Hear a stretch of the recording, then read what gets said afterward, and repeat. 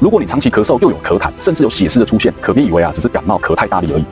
我是你们健康的守门人，医检师 Sky 哥哥。最近天气冷随着呼吸道疾病的流行，许多人都经历了长期的咳嗽、咳痰的困扰。但你知道吗？这些症状不只是感冒或者是新冠而已。就有一名患者因为连续咳嗽咳1个月且有痰，最后竟然被诊断出下阴癌。是的，你没有听错，这是一种癌症。痰不只是身体的自然分泌物，它还扮演着呼吸道润滑液和清洁的重要角色。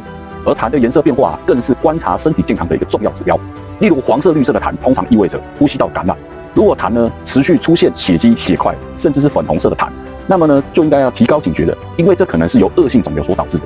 而透明或浅白色的痰则是正常的分泌物。所以亲爱的朋友，如果你发现自己长期咳嗽有痰，可别以为只是感冒而不当一回事，自己跑去药局买药吃，或者是只是去一般诊所看病拿药而已。尤其是当痰的颜色发生变化时，这时候就一定要去大医院进一步检查了，照 X 光、抽血、验痰等。关注医检师 Sky 哥带你一起健康高歌。